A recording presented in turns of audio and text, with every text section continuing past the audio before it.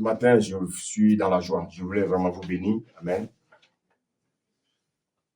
Glorifier le nom du Seigneur. Amen. Amen. Et dire merci pour ce qu'il fait dans nos vies.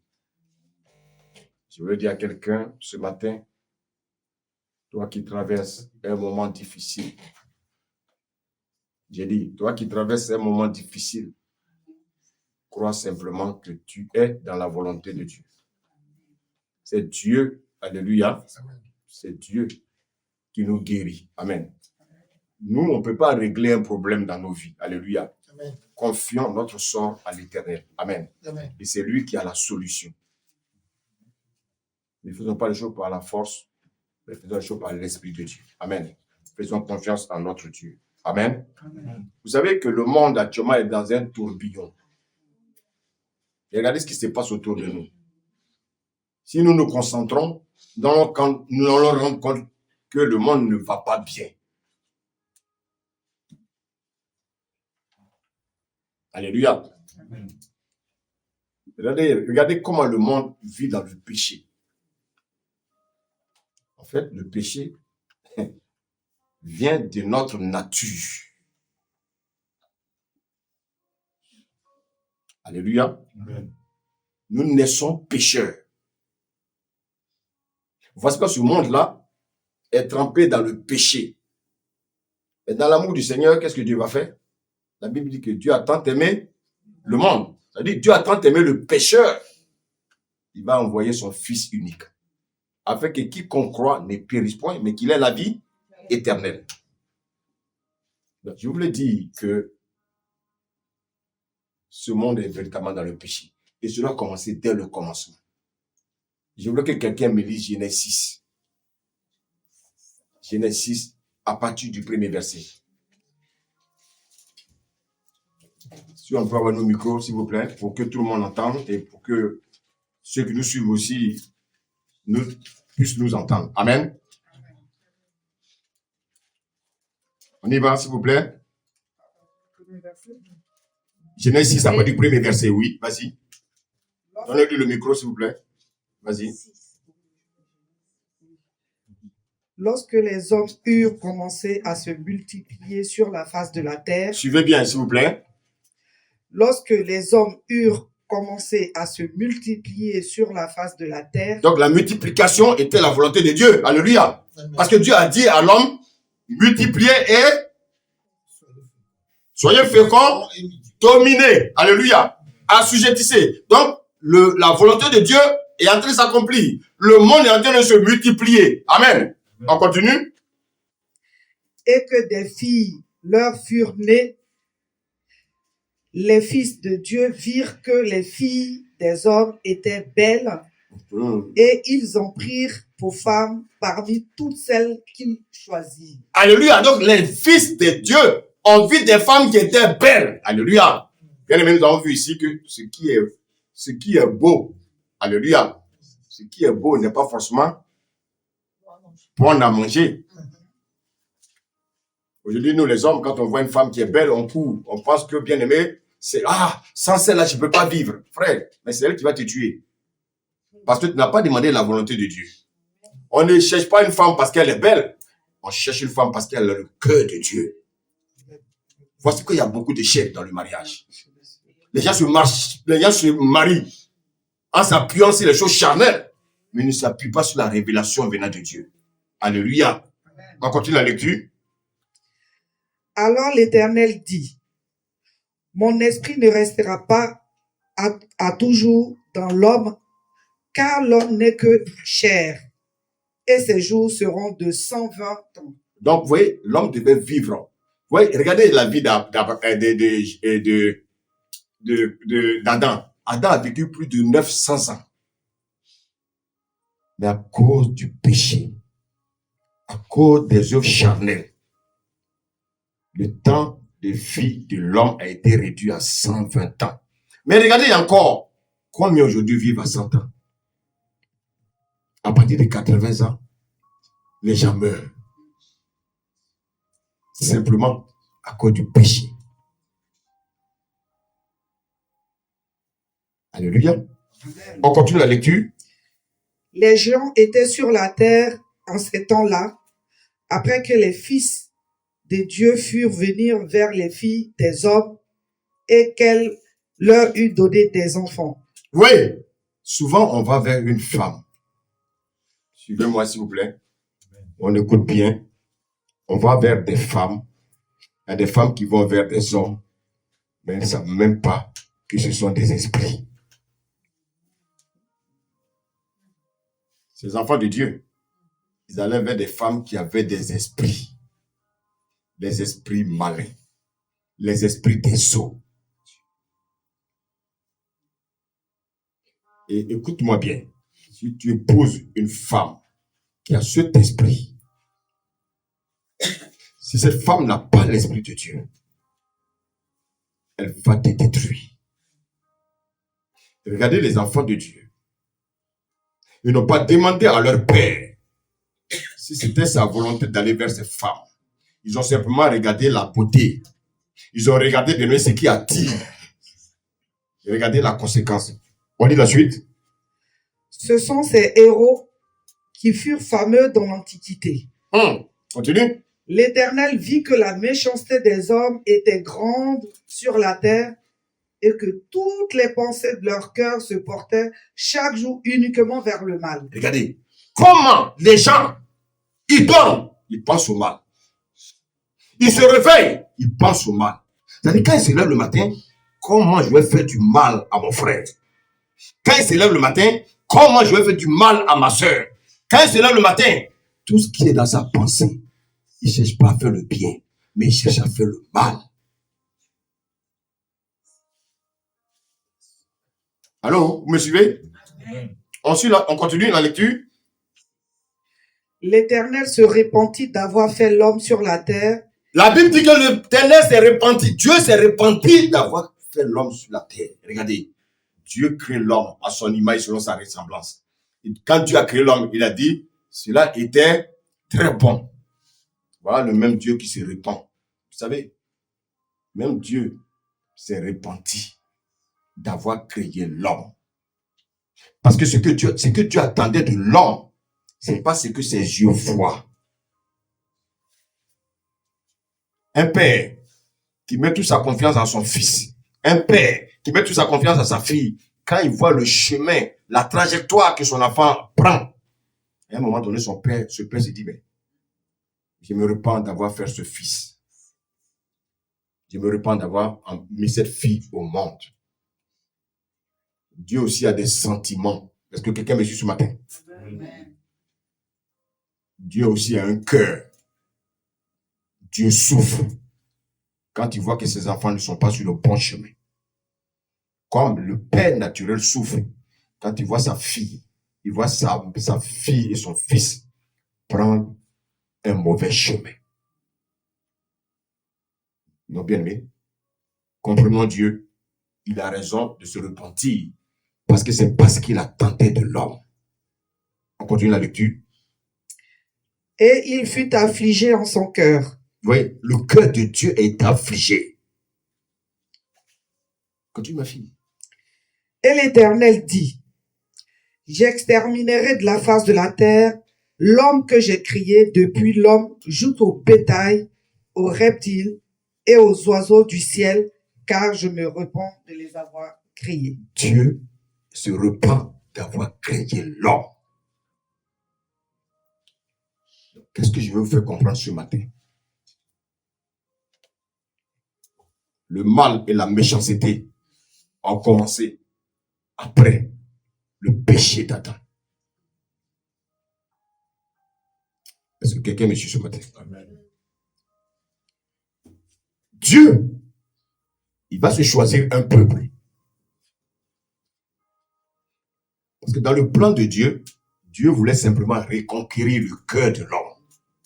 Ce cœur qui était vacillant, ce cœur qui était perdu, ce cœur qui était dans le péché, ce cœur qui était dans la méchanceté, ce cœur qui était dans le mal.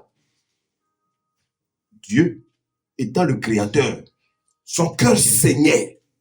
Il a dit non, je dois ramener l'homme à mon image et selon ma ressemblance. Et qu'est-ce que Dieu va faire?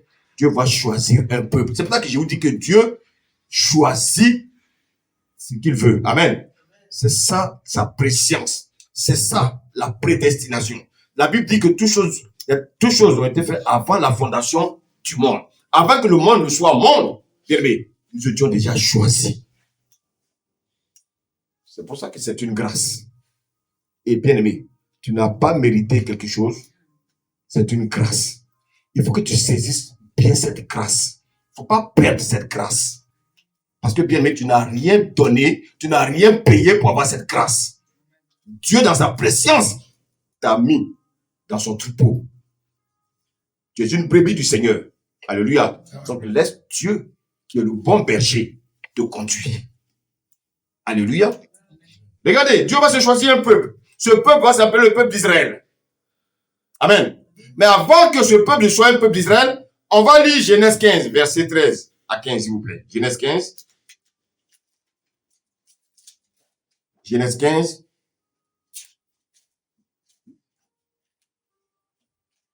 Verset 13.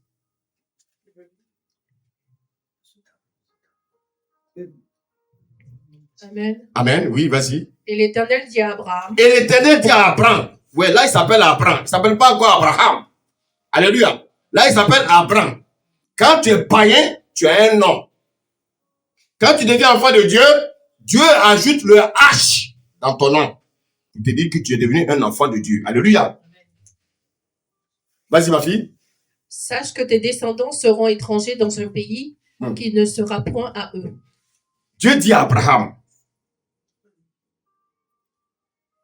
tu auras une descendance.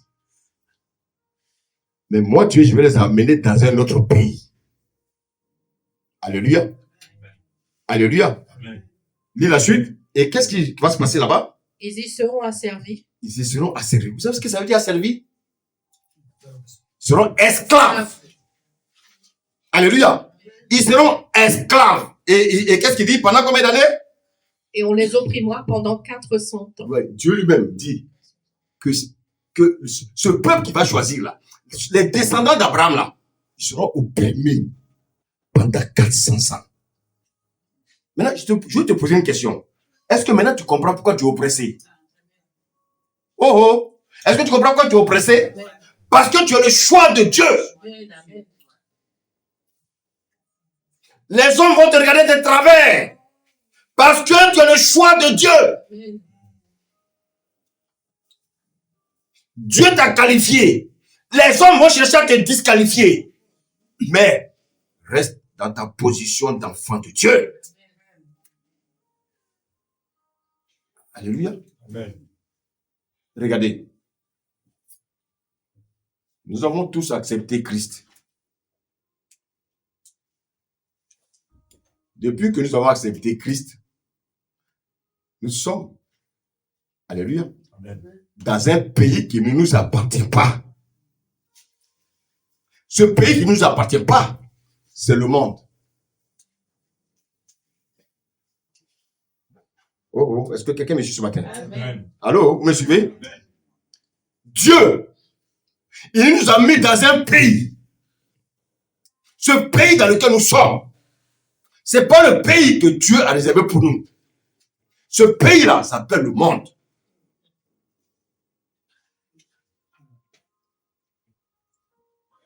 On est de la Bible du corps.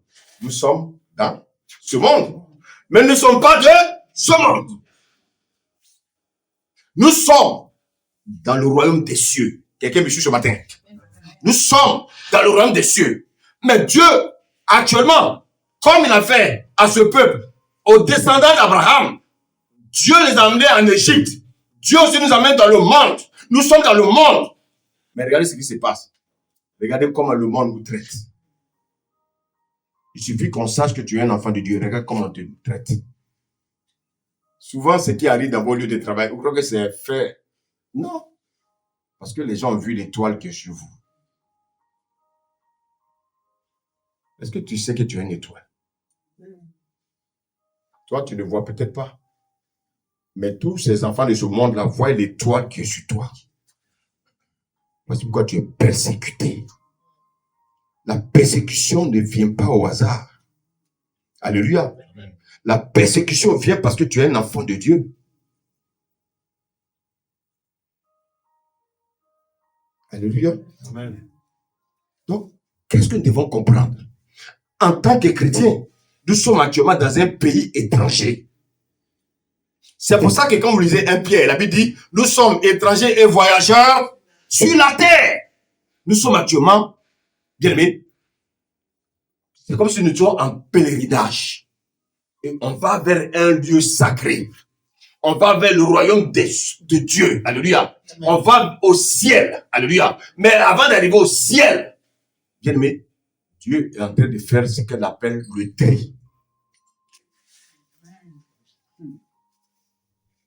Dieu est en train de trier ceux qui doivent aller au ciel. Tout le monde n'ira pas au ciel. C'est pour ça que vous entendez parler de l'enlèvement. Il y a des gens qui disent qu'ils ne croient pas à l'enlèvement. Ça, c'est leur histoire.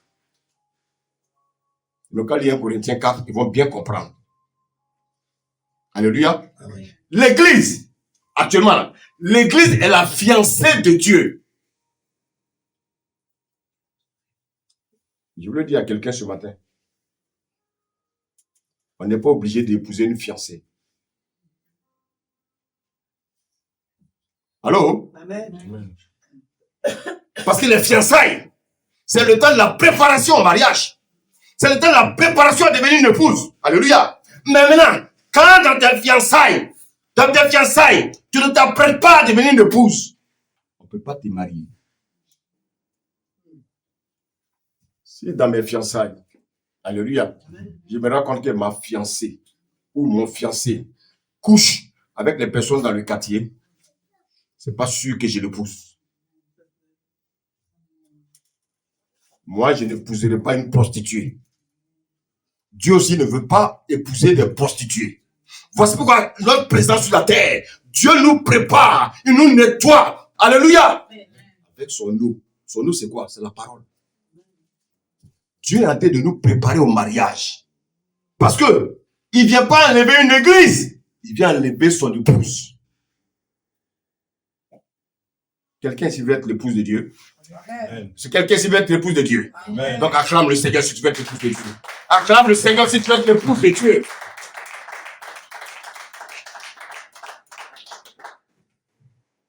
Ne t'amuse pas avec ta vie chrétienne. L'épouse du roi des rois se prépare. L'épouse du roi des rois n'aime pas les choses du monde. L'épouse du roi des rois ne regarde pas à gauche, ne regarde pas à droite. Ses yeux sont fixés sur Christ. Alléluia. Amen. Mais écoutez, Dieu dit, ce monde est en train de nous asservir. On nous prend pour des esclaves. Mais esclaves de quoi en fait? Regardez. Aujourd'hui, nous sommes dans les préparatifs de la Noël. Les gens disent que Jésus est né un 25 décembre. Ça n'engage qu'eux. Mais c'est un pur mensonge. Personne ne connaît la date de naissance de Jésus. Personne. Ça, c'est une organisation mafieuse pour s'enrichir sur le dos, bien-aimé, des hommes qui sont aveuglés. Alléluia. Donc c'est pour ça que, bien-aimé, nous, on n'a pas besoin d'un jour spécial pour acheter des cadeaux pour ceux qu'on aime. Alléluia. Alléluia. Amen. Les cadeaux, on l'achète tous les jours pour nos enfants. Vous savez pas que les cadeaux qu'on vous donne, ce sont des choses démoniaques parce que c'est dans la Rome antique que ces choses se passaient. Et donc, ils ont substitué ça en faisant croire aux gens qui sont aveuglés que c'est Jésus qui naît. Jésus n'est jamais né un 25 décembre. La Noël est une fête païenne. Donc, faites très attention. Ça, c'est une parenthèse que je vais refaire rapidement. Amen. La Bible nous dit, par la suite, on va lire le verset 14, donc de Genèse 15. Regardez ce que le Seigneur nous dit. Mais je jugerai la nation à laquelle ils seront asservis. Et ils sortiront ensuite avec de grandes richesses. Regardez, Dieu dit, il va juger ce monde-là. Ce monde qui est en train de nous traumatiser. Ce monde qui nous persécute. Alléluia. Dieu dit, qu'est-ce qu'il va faire? Il dit qu'il va les juger. Et quand il va les juger, nous allons sortir avec des grandes richesses. Mais de quelle richesse Dieu parle? Alléluia. Alléluia. Amen. Nous allons rentrer dans le royaume. Nous allons rentrer dans le royaume des cieux avec des richesses. Et ces richesses sont des richesses spirituelles. Alléluia. Amen. Mais regardez, il y a quelque chose que Dieu nous dit au verset 16. Lisons seulement le verset 16.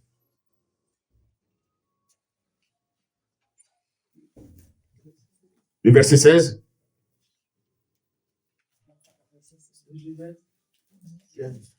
Genèse 15, verset 16. Oui, on y va. À la 4e génération, À la 4e génération, ils reviendront ici ils reviendront où? Ils reviendront où? Dans leur pays. Le pays que Dieu a choisi pour eux. De quoi Dieu parle? Ils reviendront ici. Continue. car l'iniquité des Amoréens Car l'iniquité des Amoréens. n'est pas encore à son comble. Ah, bien aimé, est-ce qu'on peut acclamer la parole? Est-ce qu'on peut acclamer la parole, s'il vous plaît? Alléluia. Gloire à Dieu. Mais dans quel pays nous allons retourner, en fait? Écoutez-moi bien. Nous allons tous retourner dans la Nouvelle Jérusalem. Dans la Nouvelle Jérusalem. Mais à quel moment? Lorsque l'iniquité des hommes de ce monde sera à son comble. Ça dit quoi? Lorsque l'iniquité va atteindre le paroxysme. Alléluia. Amen. Regardez, avant l'œuvre de la croix, nous étions tous esclaves de la loi du péché et de la mort. C'est-à-dire le péché qu'Adam a commis dans le jardin. À cause de ce péché, nous sommes devenus esclaves de quoi? Nous sommes devenus esclaves de Satan et de ses démons. Nous sommes devenus esclaves des vaines manières de vivre héritées de nos parents. Quand tu rentres dans une famille, si ton père visite les marabouts, toi aussi tu visites les marabouts. De manière consciente ou inconsciente. Parce que quand tu vas visiter les marabouts, il va te donner ton nom. Je veux que ma fille tant réussisse. Je veux que mon fils tant devienne tant. Mais ils sont en train de dédier les enfants à des démons sans le savoir. C'est pour ça que, bien aimé, vous voyez, la majeure partie dans les traditions, qu'est-ce qu'on constate? Les gens adoraient, on adorait l'eau, les gens adorent des masques, les gens adorent des crânes, on adore même les morts. Il y a des morts qu'on adore, on adore les oiseaux. Il y a des peuples qui adorent le poisson. Donc le poisson est devenu leur totem. Des choses que Dieu nous a demandé d'assujettir. Ce sont ces choses-là qui nous assujettissent. Au lieu d'adorer le Créateur, on adore maintenant la créature. Amen. Amen. Donc nous étions esclaves de ces choses-là. Nous étions aussi esclaves de nos propres péchés, c'est-à-dire les œuvres de la chair. Alléluia. Alléluia. Amen. Bien aimé, ce matin, qu'est-ce que je voulais te dire? Vous avez fait ces 4 captivités que j'ai citées. Lorsque nous avons accepté Christ, nous ne sommes plus sous l'influence de ces choses-là. Amen. Nous ne sommes plus esclaves de la loi du péché et de la mort. Nous ne sommes plus esclaves de Satan et de ses démons. C'est-à-dire que Satan et ses démons n'ont plus de pouvoir sur nous. Nous ne sommes plus esclaves des péchés. Puis nous ne sommes plus esclaves, bien-aimés, des liens de famille. Nous ne sommes plus esclaves, bien-aimés, des auteurs de nos familles. Frères, nous ne sommes plus esclaves de ces choses. Donc si un pasteur vient te dire que quand je priais, j'ai vu qu'il y a des liens de famille qui te fatiguent, fuyez-le. À moins que toi-même à qui il s'adresse, tu n'es pas encore converti. Ils peuvent avoir raison. Mais on ne peut pas dire à quelqu'un qui est dans l'église pendant des années qu'il a encore des liens de famille. À moins que cette personne a réellement donné sa vie à Christ. Quelqu'un qui a donné réellement sa vie à Christ, la Bible dit, dans Romains, alléluia, dans Colossiens 1, verset 12 à 14, que Christ, le Seigneur nous a délivrés des royaumes des ténèbres et nous a conduits dans le royaume de son Fils, Christ. On ne peut pas, Dieu ne peut pas venir nous délivrer pour nous envoyer dans le royaume des cieux, et puis nous dire encore que nous avons des liens. C'est un évangile qui vient de l'enfer. Dis à ton voisin, tu n'as aucun démon. Dis-lui. Alléluia. Mais quand tu dis ça, il faut être sûr de ce que tu dis. Parce que la vie que tu mènes aussi doit montrer que tu n'as aucun démon. Aujourd'hui, l'église a trouvé, bien aimé, leur business. Et quel est ce business? La délivrance. La délivrance. La délivrance. La délivrance. Frère, on ne peut pas te délivrer toute ta vie. Ils ont eu le business. Délivrance. Délivrance. Délivrance. Délivrance. Mais le Seigneur dit qu'il nous a déjà délivrés. Il faut croire à la prédication de la croix. Et c'est parce que c'est la prédication de la croix qui nous donne la foi. Il faut avoir la foi que ces choses-là ne sont plus sous ton influence. Alléluia. Ces choses ne t'influencent plus. Aujourd'hui, il y a une seule chose qui s'influence. C'est Christ.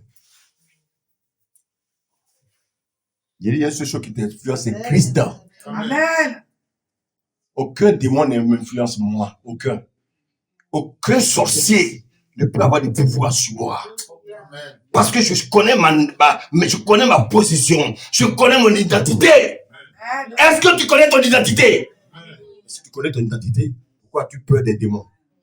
Pourquoi tu peur des sorciers? Les gens fuient parce qu'ils voient des sorciers à gauche, à droite. Frère, un chrétien qui fuit devant les sorciers, c'est parce que lui-même est des sorciers. Alléluia. Alléluia.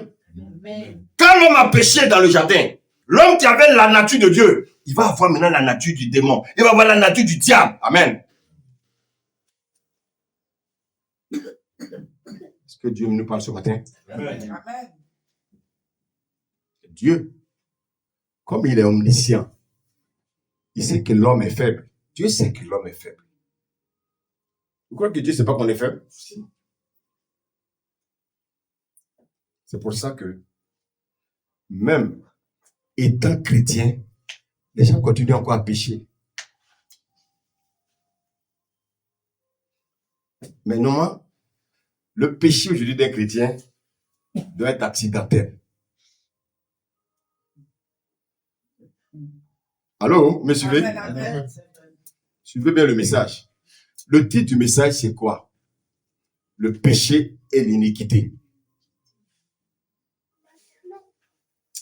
Ouais.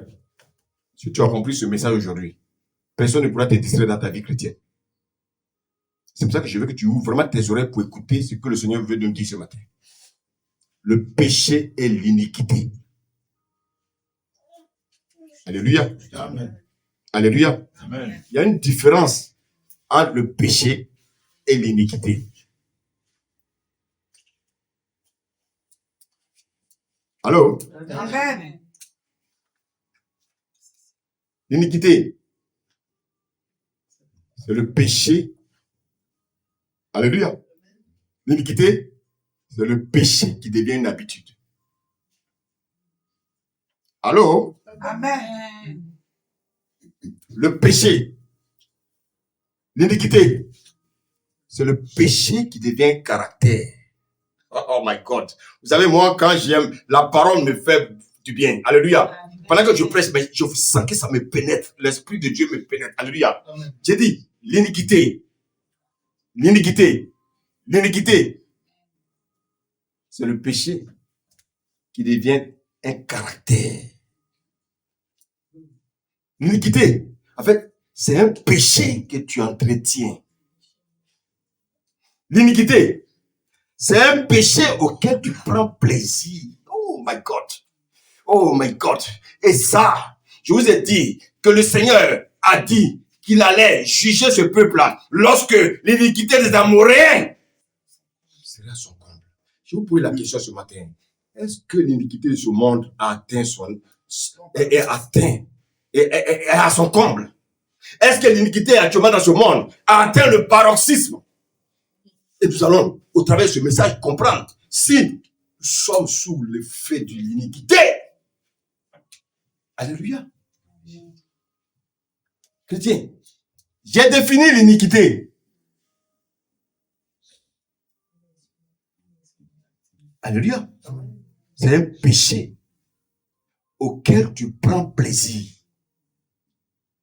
En fait, c'est devenu naturel pour toi. Et c'est devenu tellement naturel pour toi que tu te dis que Dieu est d'accord avec ce que tu fais. Mais je vais te dire simplement ce matin, Dieu n'aime pas l'iniquité.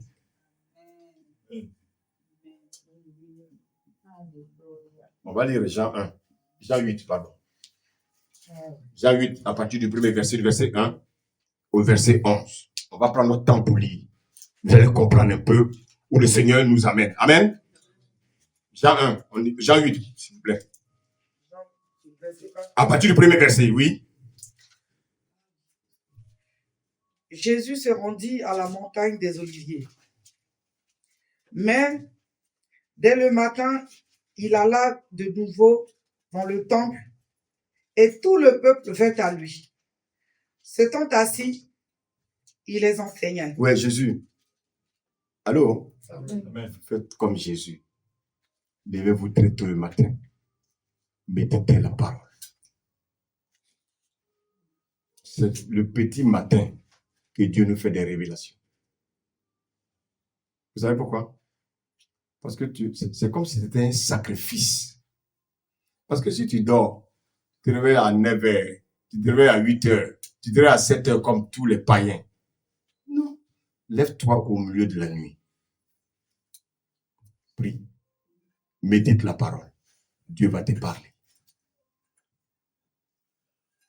Dieu dit, quand tu veux prier, va dans ta chambre, dans le lieu secret. Le lieu secret de ton cœur. Tu entendras la voix de Dieu. Regardez les démoniaques de ce monde. Ils se lèvent très tôt pour sceller la journée. Pendant que les chrétiens dorment. C'est pour ça que quand tu sors de la maison, tu sors de ta chambre, tu es énervé. Tu es énervé parce que les démons ont déjà pollué. On parle de qui? On parle du prince de la puissance de l'air. L'air est déjà pollué. Donc, quand tu rentres dans ce mouvement, tu es enragé, tu es énervé, tu es en colère, parce que ce monde a été déjà pollué. Tu t'es réveillé en retard. Alléluia. On lit, on continue le verset 3, on continue. Alors, les scribes et les pharisiens amenèrent une femme surprise en adultère. Bon, ici on nous dit qu'il y a une femme qui a commis l'adultère. Alléluia. Alléluia.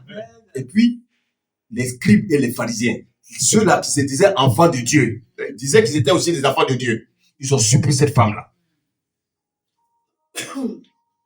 Amen. Amen. Ils ont surpris cette femme-là. Lis la suite, ma fille. Et il la plaça au milieu du peuple. Ils dirent à Jésus, Maître, cette femme a été surprise en flagrant délit d'adultère. Alléluia. Il y avait une loi. La loi de Moïse disait que lorsqu'on prenait une femme en flagrant délit d'adultère, qu'est-ce qu'il fallait faire? Il fallait la lapider. On peut le voir rapidement. Garde la page. Je demande à quelqu'un d'autre de me lire Lévitique 20, verset 10. Lévitique 20, verset 10. Lévitique 20, verset 10. On y va? Si un homme, oui, commet un adultère avec une femme mariée, s'il commet un adultère avec la femme de son prochain, l'homme et la femme adultère seront punis de mort. Ça, c'est une loi. Tout le peuple connaissait cette loi. Allô? Amen. Donc, tout le peuple connaissait cette loi. Oh, c'est comme aujourd'hui. Les chrétiens, vous connaissez la parole de Dieu. Vous connaissez la parole de Dieu. Amen. Donc, les Juifs, ils connaissaient aussi la loi de Moïse. Tu ne pouvais pas tromper un Juif parce qu'ils avaient la loi au bout de toi. Maintenant, on revient dans le livre des gens. Moïse, dans la loi, Moïse, dans la loi, oui. nous a ordonné de lapider de telles femmes. Toi donc, que dis-tu? Que dis-tu? Merci. Allô? Amen. Je ne sais pas si vous ressentez ce que je ressens. Voici des personnes qui se disent enfants de Dieu, qui ont étudié la Torah, ils ont étudié la loi par cœur. Vous savez, je préfère un chrétien qui ne connaît pas les versets par cœur, mais qui les pratique, plus qu'un chrétien qui connaît les versets par cœur, qui désobéit. C'est une personne insensée. Allô? Amen. Vous savez, quelqu'un m'a posé une fois une question. Il m'a dit, mais, homme de Dieu, il y a des pays où les parents ne sont pas lettrés. Est-ce qu'ils seront sauvés? Il y a des pays où les parents ne savent pas lire. Est-ce qu'ils seront sauvés? Mais si ils entendent l'évangile, qu'ils viennent à l'église, qu'ils écoutent la parole, c'est pas traduit? Est-ce que c'est pas traduit? S'ils obéissent à cette parole, pourquoi ils vont être sauvés? Vous dites que vous avez fait des écoles de théologie. Vous avez fait, bien aimé, il y en a qui perdent leur temps. Je vous dis, pour moi, c'est une perte de temps. Aller passer des années à apprendre l'hébreu. Nous ne sommes pas hébreux. La parole est simple. Au lieu d'obéir à la parole, toi, tu vas apprendre l'hébreu. Est-ce que c'est la connaissance qui va te permettre d'obéir à la parole? Écoutez, faites attention parce que la connaissance enfle. Vous allez voir que la majeure partie des gens qui ont fait la théologie, c'est des grands orgueilleux. Ils pensent que ce qu'ils disent est vraiment la vérité. Ils ne veulent pas se référer aux Écritures. Ils veulent se référer à leur école qui leur a délivré des diplômes. Frère, ce n'est pas un diplôme qui nous fait pasteur. Alléluia. Alléluia. Amen. Alléluia. Amen. C'est le Seigneur qui nous appelle. C'est lui qui nous consacre. Et c'est lui qui nous établit. Voici des personnes. Une femme qui est prise en flagrant délit d'adultère. Elle est mariée. Elle trompe son mari. Mais la question que je voulais poser à chacun ici, quand on a lu tout à l'heure Lévitique 20, verset 10, qu'est-ce que la Bible a dit? Tout homme qui commet l'adultère. Oui. Toute femme qui commet l'adultère. Oui. Tout homme qui sort avec la femme d'autrui. Oui. Qui va être puni de mort? La femme? Non, les deux. Bon, ici, il y a qui? Il y a la femme seule. Où est l'homme?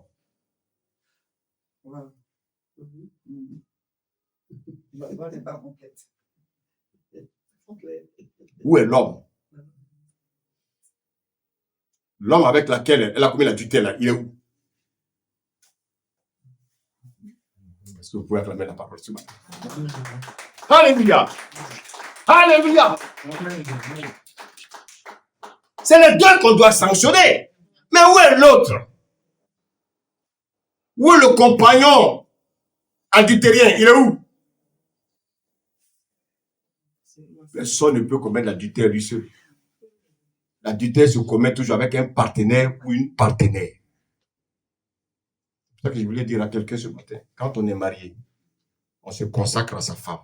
Amen. Ton sperme, c'est pour elle seule. Tu n'es pas un robinet pour distribuer ton sperme dans les femmes.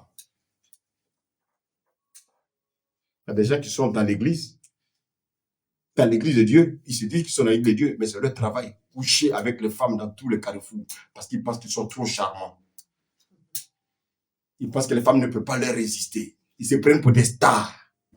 Un chrétien n'est pas une star. Un chrétien est simplement un enfant de Dieu, qui obéit à la parole de Dieu. Alléluia. Amen. Où est l'homme avec qui cette femme a commis l'adultère? Où est cet homme? Et voilà que, comme ils étaient présents à l'enseignement, vous savez, il y a des gens souvent qui viennent à l'église, au lieu de chercher la parole pour changer, ils viennent chercher à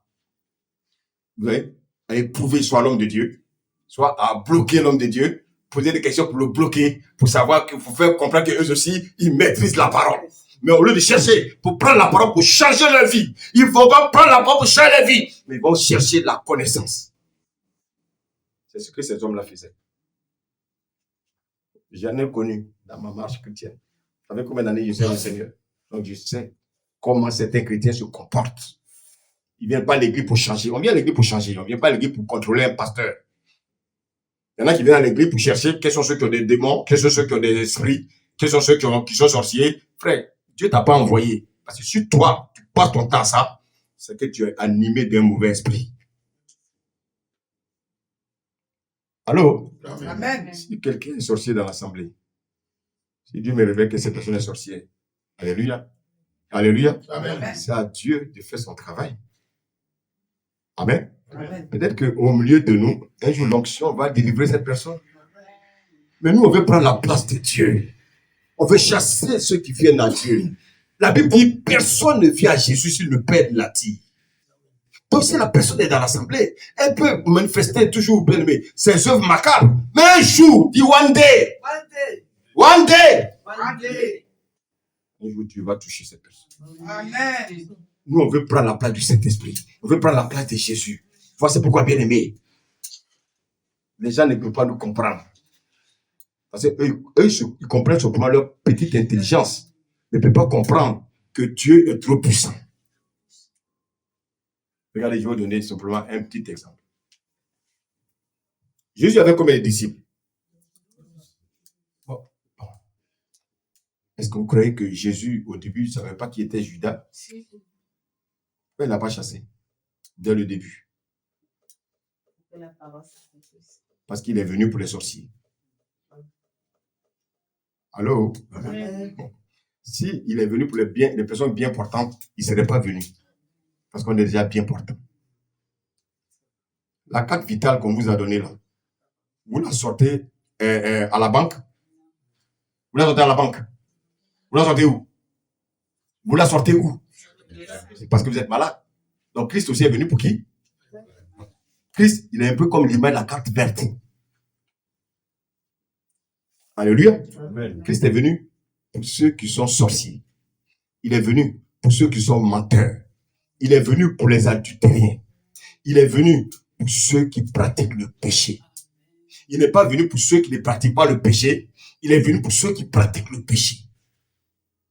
Alors, Amen. Maintenant, c'est à toi de comprendre pourquoi il est venu. Les gens viennent à l'église et puis nous, on veut faire le travail du Seigneur. Non. Alléluia. Il dit quoi? Le blé et l'ivraie. Ils poussent ensemble. C'est-à-dire, quand tu vois le blé et l'ivraie, tu as l'impression que c'est la même plante. Mais laissez-les grandir. Et puis, c'est pas à nous de faire le travail. Le Seigneur dit qu'il enverra des anges créer la séparation. Nous, on veut prendre la place des anges. Comment tu vas venir dans une église, toi, ton rôle, c'est de venir chercher des démons, c'est de venir chercher des sorciers. C'est pas ton rôle. Toi, prêche l'évangile. Alléluia. Alléluia. Alléluia. Alléluia. Alléluia. Laisse Dieu travailler. Nous, on veut prendre la place de Dieu. On est devenu maintenant omnipotent. On est devenu omniscient. Hein? On est devenu omniprésent. Non, laissons Dieu travailler. Alléluia. Amen. Donc, cette femme, Jésus est venu à cause d'elle. Il est venu pour les personnes de mauvaise vie. Il est venu pour les pécheurs. Il est venu pour les adultériens. Il est venu pour les impudiques. Il est venu bien aimé pour ceux-là qui font. Il est venu pour les francs-maçons. Il est venu pour les réduits-chrétiens. Il est venu pour toutes ces personnes-là. Alléluia. Alléluia. Amen. Alléluia. Amen. Il n'est pas venu pour ceux qui sont bien portants.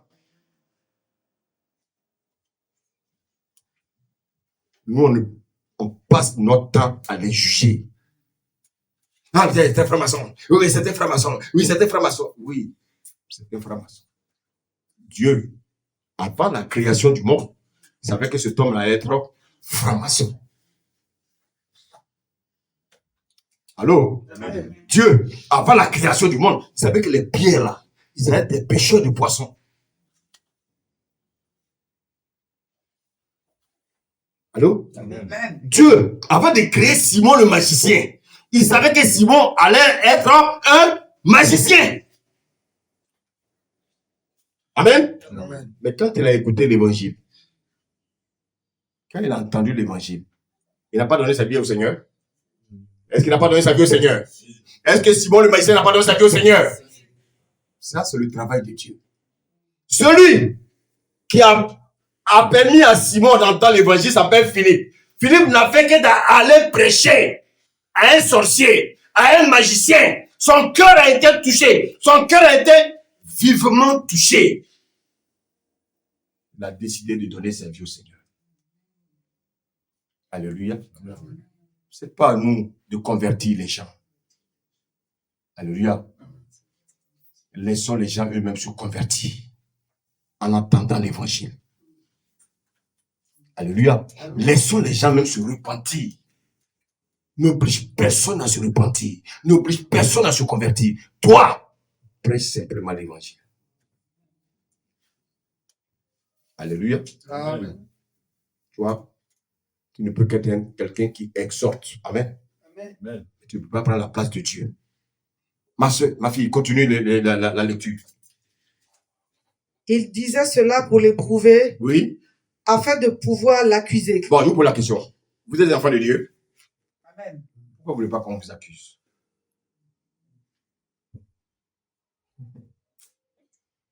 Pourquoi? On accusait qui ici? On éprouvait qui ici? Donc, on va vous éprouver. Vous serez éprouvé, vous serez accusé. Mais quand vous êtes éprouvé, quand vous êtes accusé, prenez la position, soyez dans la même posture que Jésus. Alléluia. Amen. Soyez dans le calme. Si tu es trop excité, Dieu ne combat pas pour toi. Amen. Sois simplement dans le calme. Quand à la maison, il y a des tensions, femme, si ton mari crie, toi, sois dans le calme. Marie, si ta femme crie, sois dans le calme. Parce que s'il est le feu, toi tu es le feu, la maison brûle. Si dans la maison, il y a un qui est le feu, l'autre doit être l'eau. C'est l'eau qui éteint le feu. Alléluia. Maintenant, si dans la maison, les deux sont l'eau, c'est une bénédiction. Alléluia. Là, il n'y a pas feu là-bas. Où il y a l'eau, il n'y a pas feu. Amen. Ma prière, c'est que vos maisons soient des maisons d'eau. Pas de feu, mais d'eau. Alléluia. Amen. Avis, on peut continuer la lecture. Amen. Amen. Mais Jésus, s'étant baissé, écrivait avec le doigt sur la terre. Oui. Vas-y. Je lisais aussi. Oui, vas-y. Quand ils entendirent cela, accusés par leur conscience, Ah. Donc, en fait, vous voyez, nous avons chacun une conscience.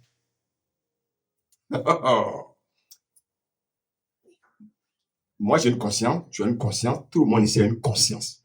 Alléluia. Amen. Alléluia. Continue, ma fille.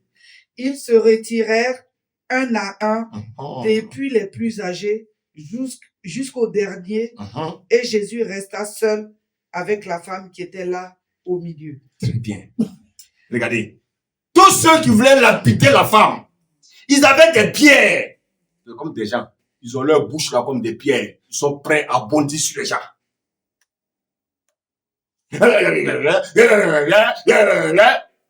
Non, tu n'as pas besoin de ça. Tu peux parler à quelqu'un calmement, posément. C'est pas la guerre là qui va soigner quelqu'un. Alléluia.